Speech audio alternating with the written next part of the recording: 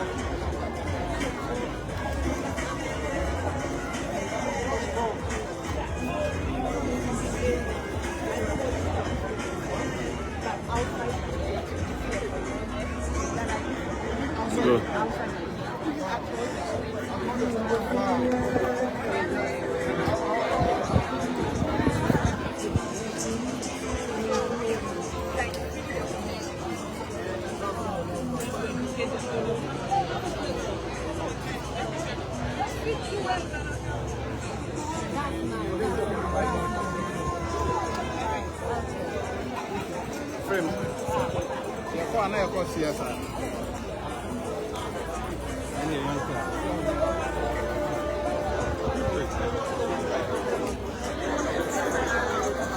Please watch yourself.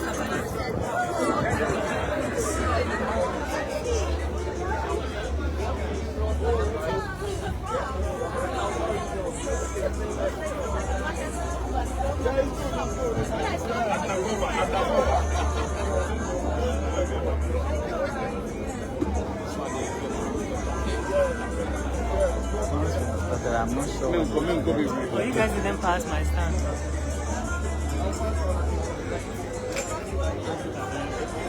The one at the hydroponic. Try and stick the magnet. The issue is since you have started without, it may not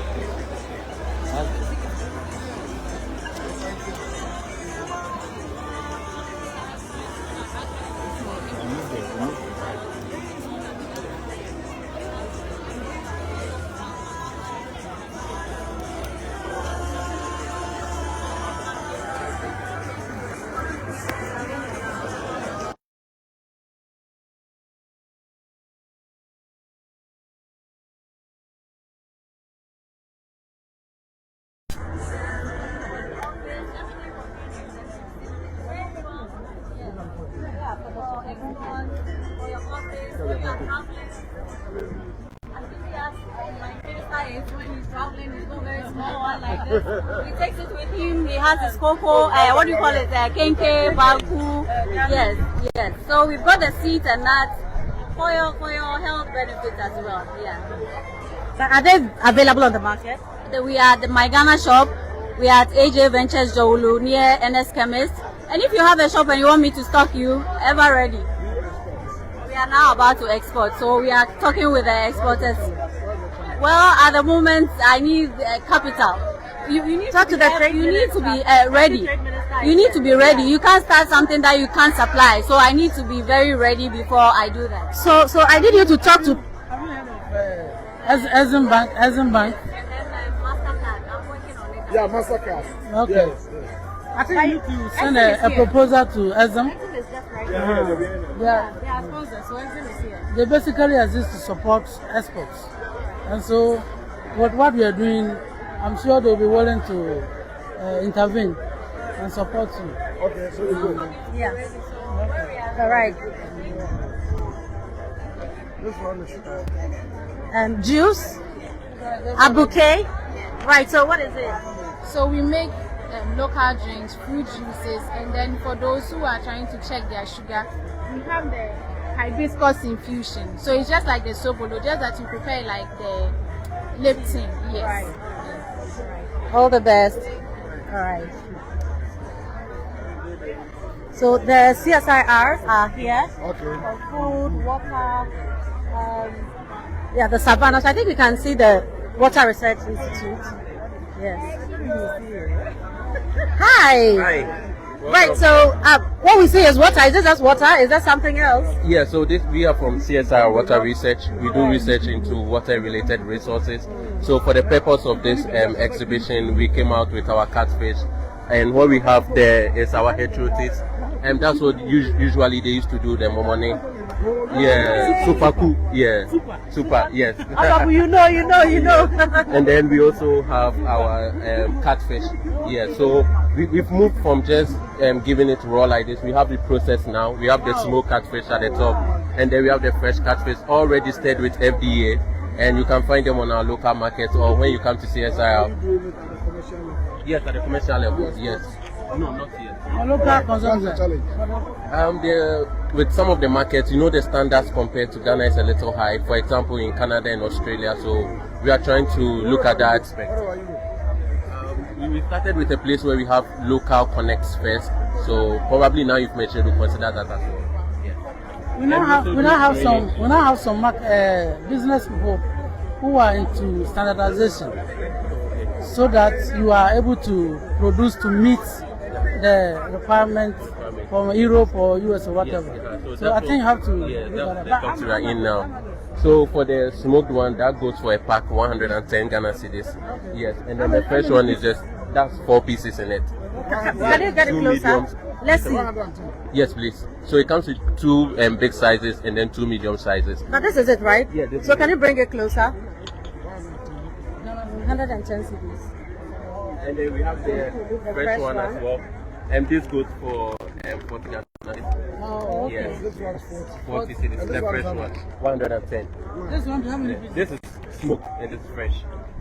Why is it that this one is too expensive? Because we use the charcoal smoking, so it takes a period of about 2 days. So it has to go well, and then the shelf life is yeah. How people will be able to afford. Okay. That's also a major concern. Yes. So if there are other means to bring down the cost, to make it more affordable to people, you'll get the market. You have written African catfish. Do you have Europe catfish? You want to own it well. Okay. So thank you very much. Thank you. So I think we can just look at the crop and then we can just wrap up because there are quite a number. Yeah, so we can just do this last one. Yes. So use the palm fruit. Oh, okay. Right, so.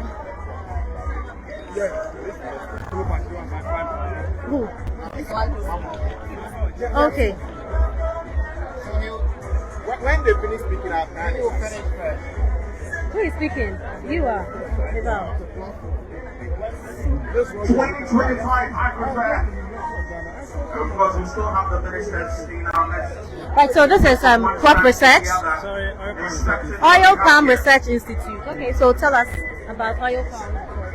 So Oil Palm Research Institute is located in Kede, and we carry out research into oil palm and coconuts. Okay. So anything related to oil palm and coconuts, that is our mandate. Right. So we also have planting materials that we make available to farmers. We are stressing planting materials because if you get the basis wrong for your plantation, a lot of investment gone waste. So we sell certified seeds like this one. Yeah, you can bring it. So this is a seed we sell to farmers. Okay. These are certified because people are going around selling fake seeds to farmers. So we always want you to come over to the CSIR Farm Research Institute to get your planting material for both the coconuts and the oil palm. Right. From the exhibition, the response we are getting, the people are saying, oh, they say it is tall, they say it is short. By the time we go, it's not what we are expecting. Yeah. Come to the CSIR Farm Research Institute and get your planting material from us. Right. And we are sure of the quality that you're going to have on your farm. Right. So now the minister is here. We want to tell the minister, any government... So you have in fact 2 ministers. You have Agric, yes. Minister, you have Deputy Minister of Trade. Yes. So these are the people you need in yes, your business. We need them to come so to our aid. You have to say your prayer. We need funding in our research activities. We have the planting material. Government is not buying. Government is not buying. We have a lot of oil palm seedlings sitting at our nurseries. Government is not coming on board. We are pleading, government, please come. You should have cut the fruit so that we see this tenera. This is a by plus. It's a fruit I'll give it tenera. So maybe you should have cut for us to see the fresh and the kernel level. Then it will attract people to come. I think we are arranging a meeting with CSIR. So take your time. We'll create that platform and then even bring the investors together. We want researchers and to interface for us to see what we can do. So just be patient. That platform will be created. So do you have a variety that can start bearing fruit after 2 years? This one? Yes. 2 years? 2.5 years. Okay. All right, so there's one with you. And then so we'll do the last bit. That's there's one more here. Oh, okay. Right, so this is crop research. So please tell us about crop research.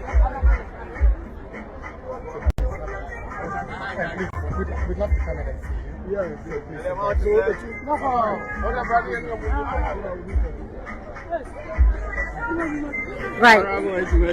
Okay. So just quickly tell us about crop research, what you do, and the stuff you have here. Honorable, so this is CSIR Crops Research, the leading research institute in Ghana. Basically, for food and everything that has to do with crops, this is crop research domain.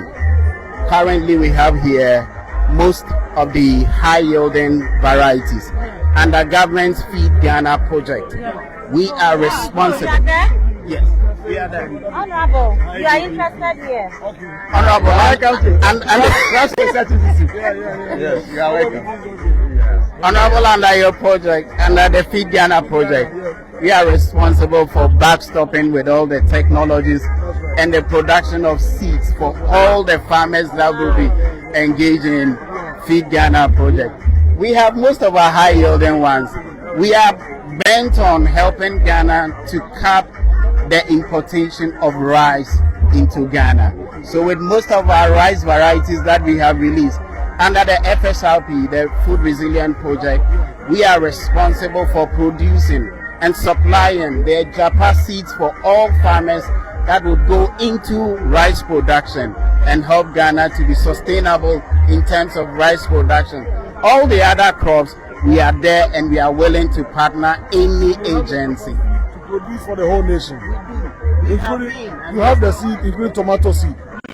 We are the only institute that has released tomato in Ghana. And then we are capable of... Yes, you provided it.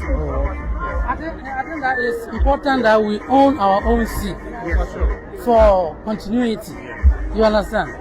And stop this international people coming to take ownership of our seed.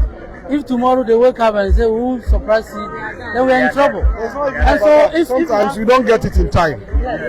You know, it's seasonal, so we are looking at something about it.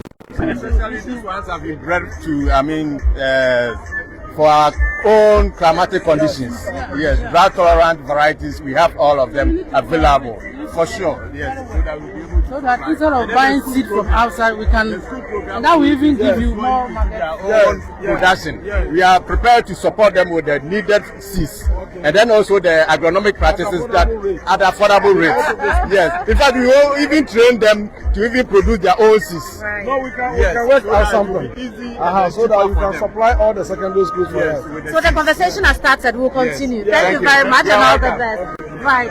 So we do the last bit. Right, so this is CSIR, which institution? Plant Genetic Resources Research Institute. Right, okay. We have this one.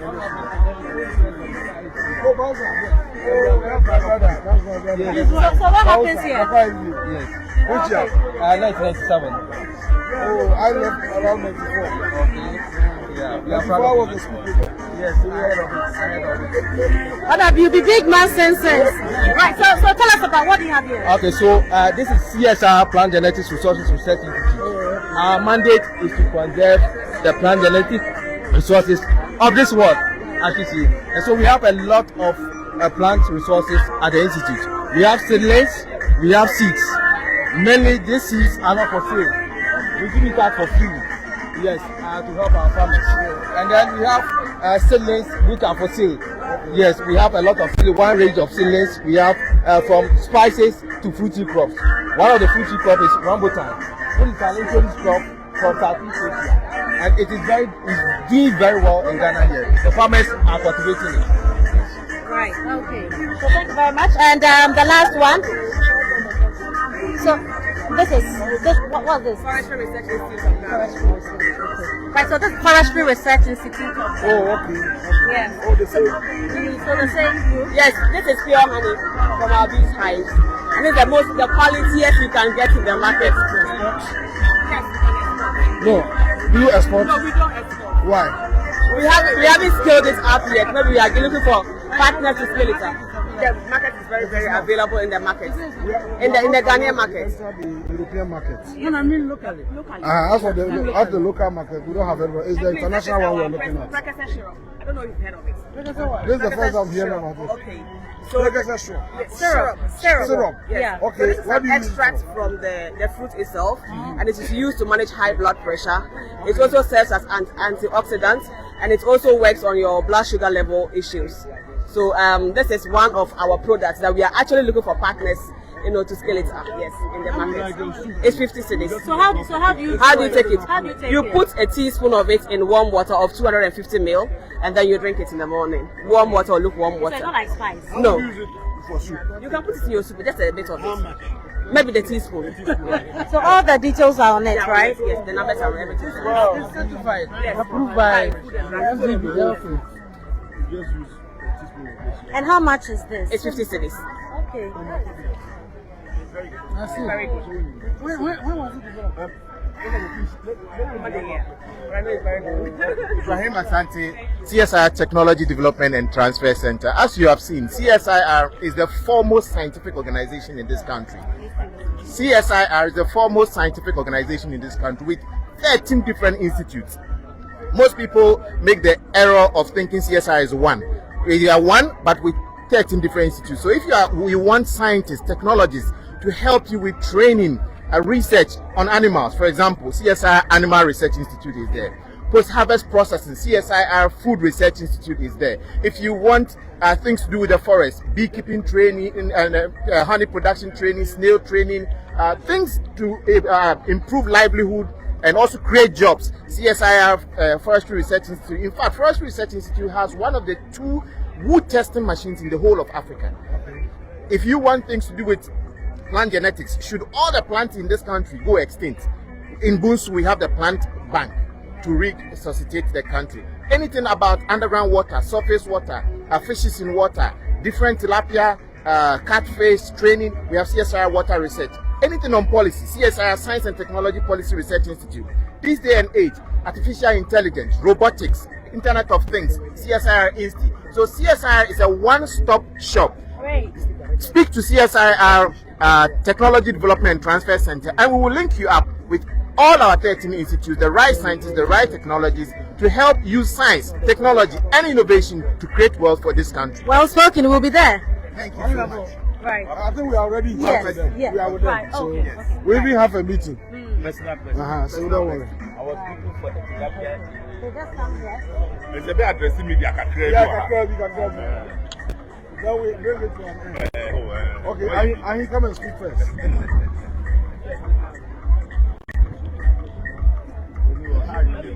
Oh, can we get some to come this way? No, Honorable, you can be here, but can we have some of us come this way? Yeah. Questions. And then move back China, a politician go to US card, one wide and then the Right, so Honorable, this is the maiden edition of the Agric Fair, bringing all the farmers here to exhibit their farm produce and to sell. So here there are no middlemen. It's just the farmers and consumers. What are your impressions? You've gone round. What are your impressions? What do you want to say? You are government. How do we scale things up and to, I mean, you've heard people's concerns and their complaints. Let me first of all commend City FM or ChannelOne TV for organizing this important fair for our farmers. We all know as a country, because I'm from the trade, I will speak more about the marketing. Absolutely. And we all know that the business aspect of farming is missing as a country. Our mothers, our fathers are doing they are peasant farmers. They just produce to feed the family. But I think that at this stage we need to look at the scaling up of our production, and so that we can. The president is talking about sustainable exports. And he is chairing a committee to make sure that we export what we produce. If we're able to do export, then we have to add value to whatever we produce. And I've seen that a lot of farmers are now adding value to their produce. They are packaging very neatly. And so most farmers are now ready for the international market. And so we in the Ministry of Trade, Agribusiness and Industry, we have a program in place to launch the policy with regards to the agribusiness, where we will spell out benefits, advantages that exporters can take. I'm sure we'll launch it somewhere next month. When we do that, we will engage the exporters so that they can take advantage of what government has for them. Super. Right, so go on. Now, there have been certain concerns by farmers and the people in the agribusiness space with regards to financing. We want to know if there are any steps or moves by the government to step in and then address some of these issues. Yes, I know that Exim Bank was basically established to support farmers who are into exports. And so I think the problem now with most of our farmers is record keeping, and so the person wants a support, but when he asks to bring a company or the record of his past production, they don't have it. And so in the ministry we have an agency responsible for that, to educate them so that they can keep records. Once we are able to keep records, there are a lot of financial institutions who are now into supporting such farmers. And so I'm sure that we in the Ministry of Trade, collaborating with the Agric Ministry, will have to look at a program and activities which will benefit our farmers. I think that it is time that we support farmers so that they can produce. And another problem is the exchange rate. We know farmers are unable to compete with their partners outside because of some of them even take it 0%. But if you come here, and so there is a deliberate policy by government to ensure that we grant soft loans, financial support to our farmers so that they can compete with their foreign partners. Very well, thank you very much. Deputy Minister of Trade, Honorable Samson Ahid. Now we have the Agric Minister, Honorable Eric Opoku. Honorable, your impressions, and with everything that you have gathered, what do you make of it? What assurances are you giving our farmers? First and foremost, let me thank City FM and then ChannelOne for providing this platform. A platform to galvanize support and generate interest of the people of Ghana in agriculture. You are aware that agriculture is the soul of our economy. It feeds our people, creates jobs, sustains our industries, and anchors our trade. In fact, agriculture is everything. You all understand that a hungry man is not a free man. And so for us to free our people, give them absolute freedom, we need to produce food in abundance to feed the people of Ghana. As we speak, we import a lot of food into Ghana. Our food import bill is estimated above $2 billion annually. And so every year, we throw away $2 billion to the foreign market to go and buy food to supplement local production. So clearly, our agricultural landscape is a paradox which must be looked at critically. Nature has bestowed on us a lot of agricultural potentials. We have the land in abundance, we have water, we have cheap labor, and we are close to market after a year. So we have what it takes to use agriculture to engender economic growth. And that is why His Excellency, the President of the Republic of Ghana, has set for this government an agenda called Agriculture for Economic Transformation Agenda. And to be able to actualize this, we have a flagship program, which is called the Feed Ghana program. The purpose of this program, or the intention, is to ensure that we are able to produce enough food to feed the people of Ghana, as well as industries or agro-industries here in Ghana. It is only when we are able to establish that strong relationship between agriculture and industry that we can throw out the millions of jobs that the youth and the women, the people of Ghana, expect us to do. And so what I've seen here is an effort that supports government to realize its agenda. And that's the reason why we are all raising praises or showering praises on the ChannelOne TV and the City FM for this all-important program, this bold initiative to bring changes, to get the Ghanaian people to accept that agriculture is the way forward. In fact, to most of our youth, they see agriculture as a profession belonging to those neglected by society. And old people. And old people, especially so because when you go to our secondary schools, if a student is in breach of school regulations, he's assigned a portion of the school land to weed. Yeah. And so growing up, they think that weeding is a form of punishment. But it's a profession that sustains a lot of people. In fact, when you look at all the big people we see around, the rich people in this country, having been in the ministry for some months now, I've come to realize that all of them are farmers. The President of the Republic of Ghana is a big-time farmer. A big-time farmer. Ibrahim Mama is a farmer. Kennedy Japan is a farmer. Otunfo Setutu is a farmer. All the big guys you see around, they are all into farming. Honorable, are you a farmer? I am a big-time farmer. And so it is time for us to change the narrative, to change the story, to reset the trajectory, and move Ghana on the proper pathway to deliver growth and prosperity to our people. Now we have seen the farmers, and then we have also seen the processors adding value. The biggest challenge that confronts us as a nation is not from the government, it's from the people of Ghana. When you look at the farmers, they have produced. The processors have added value. But the Ghanaian consumers will go to the market and then choose the foreign product against what is produced here. If you do that, your expenditure is creating jobs elsewhere, whilst your own people are suffering.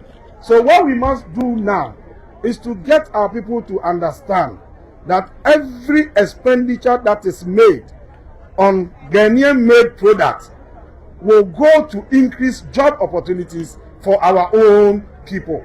So if you want our people to be in gainful employment, let's patronize what is produced here in Ghana. Thank you very much. Finally, beyond trying to get Ghanaians to appreciate using made in Ghana products, is there any move by government perhaps to limit the number of importation? You know, if we have the foreign products, definitely people might decide to buy those ones. So is there any move by government to cut down on that? Yes, yes.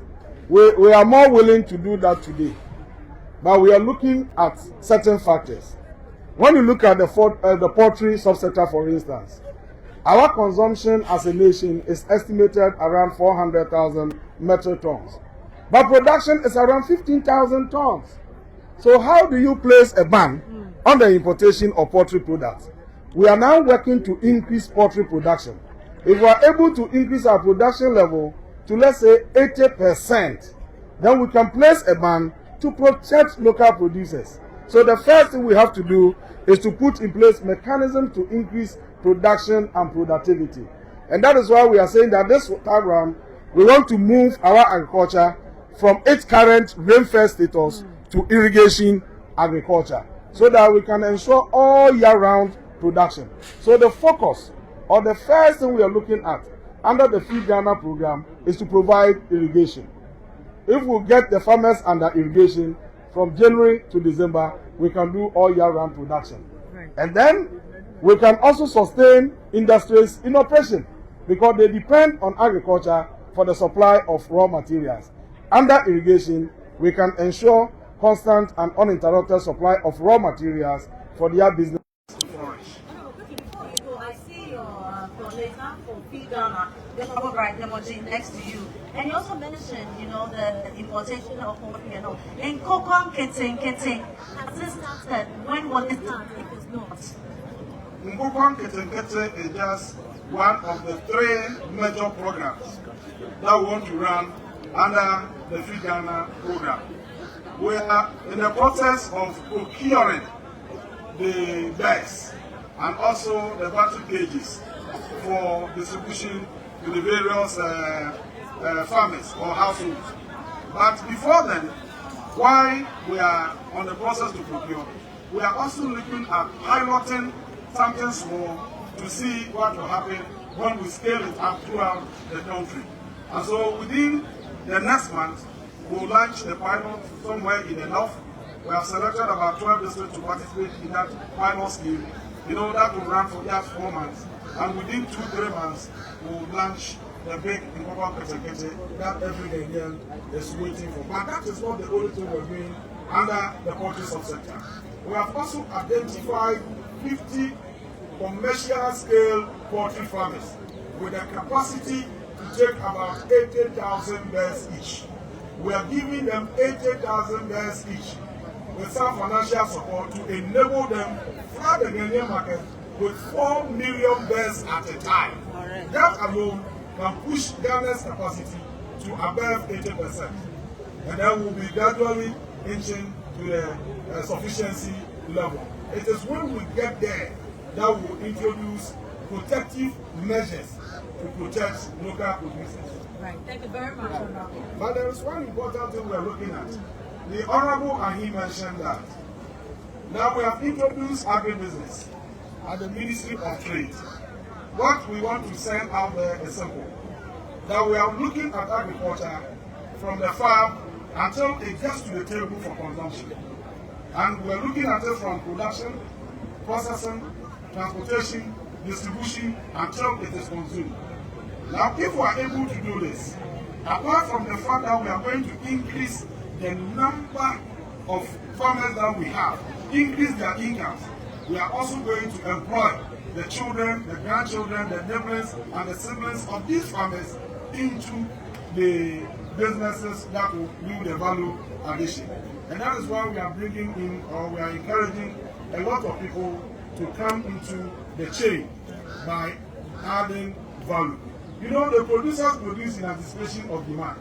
So if the market is there, certainly they will go into production anticipating that as soon as I'm able to produce, the market is available. So we are looking at the availability of value addition units. So this year, we have asked some of the factories, especially those located in the cities, Accra here.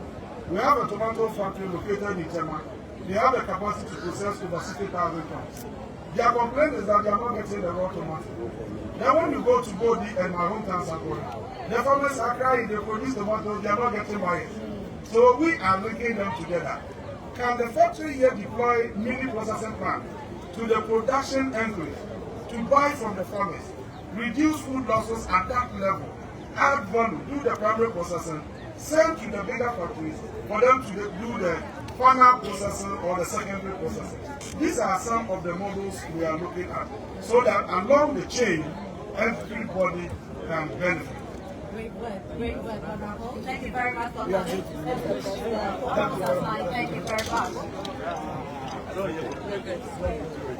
Yes.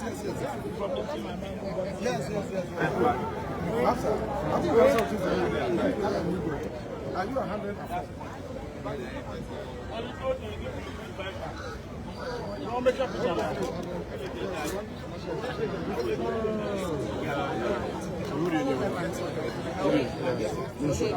Is ono. Zo is ono. Ze me van show.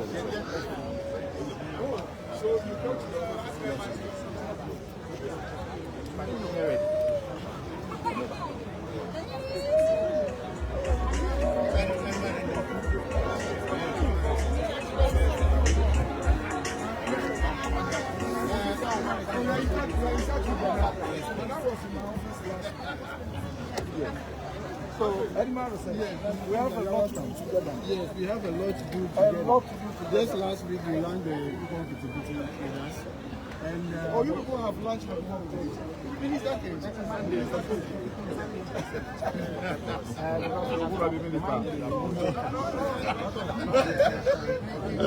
Minister down and after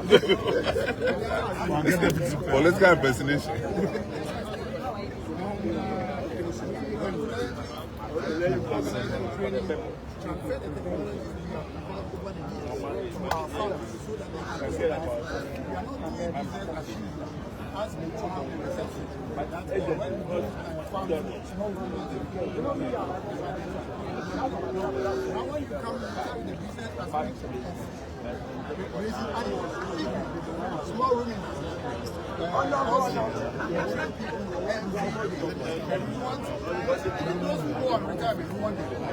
We want even the inmates to come. We will train them. By the time they come, they will have to